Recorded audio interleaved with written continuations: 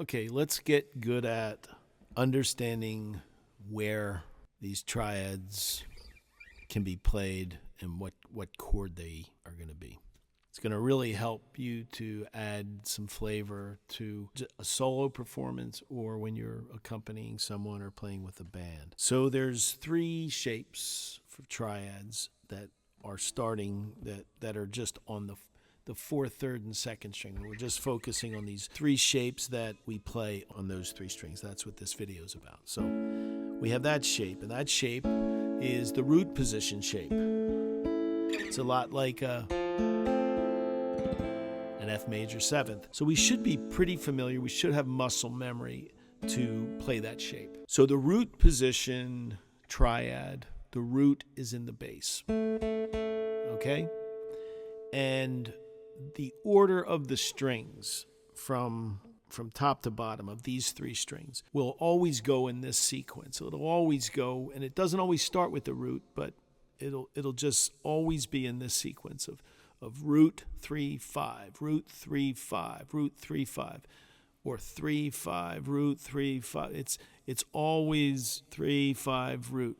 And after that 2nd string, the B string, which is kind of the last thinnest string that you're playing, it'll then just start again over on the D string or the 4th string. Okay, so root position, we call it the root position because the root is in the bass. So we know that is the name of the chord right there, wherever the root is. Okay, this is a major chord. There's a 1, 3, and a 5. So what note is that? Because I didn't memorize all the notes on that string or the next string. I know most of the notes on the 1st string and the 2nd string just from playing bar chords. Where do you play an A bar chord? Oh, you play it right here. So you know that the 5th fret, that's an A.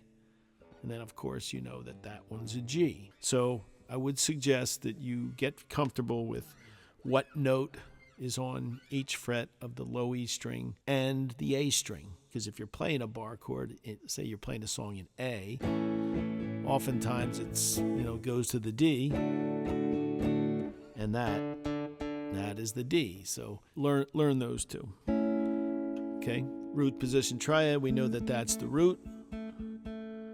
And since we know the sequence, we know that string is the 3. And that's the 5. But what chord is it? Okay? Well, we know the root, and if you know anything about octaves, if you go 2 frets back and 2 strings over, that's the octave. And we know that that's an A. Okay? So this chord is an A. Okay, great. The first inversion, okay, because that was root position. The first inversion, we now have the 3 as the lowest note, where the 3 is in the bass. Okay, so this must be the 3. And since we know the sequence, 3 5 root 3 5 root 3 5, we can figure out where the root is. Okay, if we know that this is the 3 in this first inversion, so that middle string is the 5, and we know that string is the root. Well, what note is that? I never studied or memorized the notes on the 2nd string, but I know the notes on the 1st string because they're the same as the notes on the 6th string. So what note is that?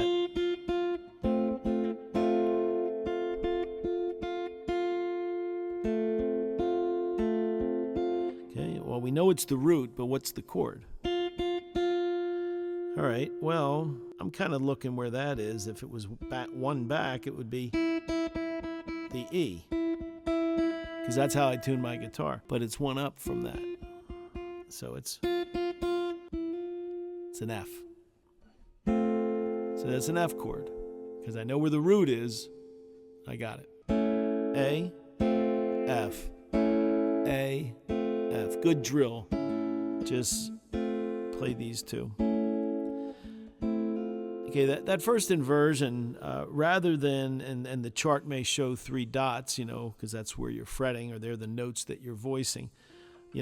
rather than doing this with your fingers, I tend to use my index finger as a mini bar, so I don't have to be so precise, and it's a little bit more of a reach, or it's a little more awkward, where if I could just lay that finger flat and play those 3 strings, I use my middle finger, my ring, to do the fretting of the, the kind of the outside strings, and I get pretty good with it, and I can pull off. Okay, and when I pull off, I now have the shape of a second inversion. Now with the second inversion, let's think about this. The root was in the bass for the root position.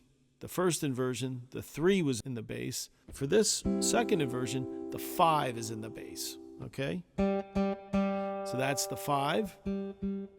Where's the root? We know that sequence. 3, 5, root, 3, 5, root, 3, 5, root, 3, 5, 5. So the root's in the middle. Okay? And then that's the 3. It's good to remember where the 3 is, because when we go through minor triads, we'll see that we're taking that 3. Everything else is going to stay the same, but that 3 is going to get lowered by 1.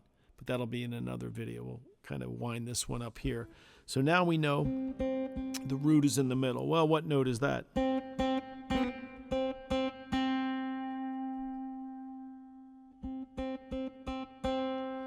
Well, I can go 2 back and 2 over. And do I know that note? Well, yes, because I know that note, because I've always played a G to a C, and I know that that note is a C. So I know that's a C chord. The easier way is, if you're used to playing bar chords, you should know that when you bar that shape, when you're barring the 3rd fret, and you're placing your finger on those 3 strings, that's a C. And that's the triad I'm playing.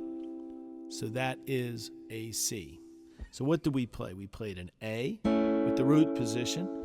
We played an F in the first inversion. And then we played a C. So we have a C and an F and an A. Well, how about something with the C and F and a G?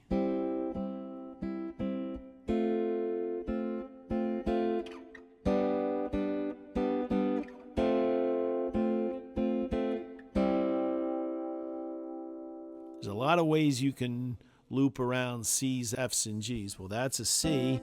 I know that that's an F, and I know that's a G because I know that this is an A, and just 2 back. So begin to learn where you can go with those 3 shapes, and you'll slowly sort of memorize when that triad shape is on this fret, it's an A. When it's here, it's a G. When it's up here, it's a B. When it's up 1 more, it's a C. When it's up all the way here, it's a D. So you can figure all that out. You will just start to add more options for you to create chord progressions. If you're trying to write a song, in it.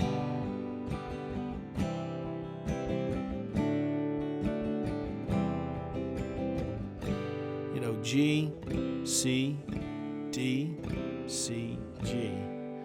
You could play G,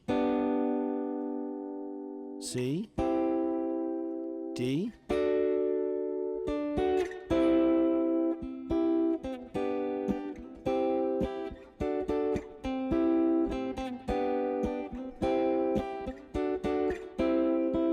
G, C, D, C, G,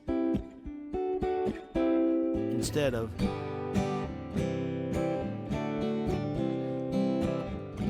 but you see how that'll really add a lot more musicality to a duo. If you're stuck with 2 guitar players playing the same chords, one guy's really carrying the rhythm, say, with the open chords, and maybe your only choice in the past was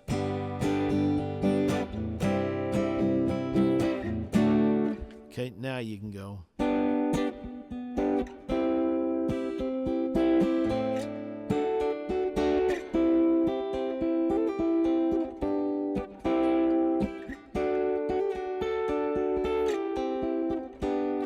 lot of stuff you can do just playing those 3 chords. A little more finger picking style, and that, that's another skill that you can pick up. Learn these 3 major triad forms and figure out what chord you're playing, and you'll slowly get it. But do that drill to get that muscle memory. Go to a root position, go to the first inversion, to the second inversion, and play them at different places.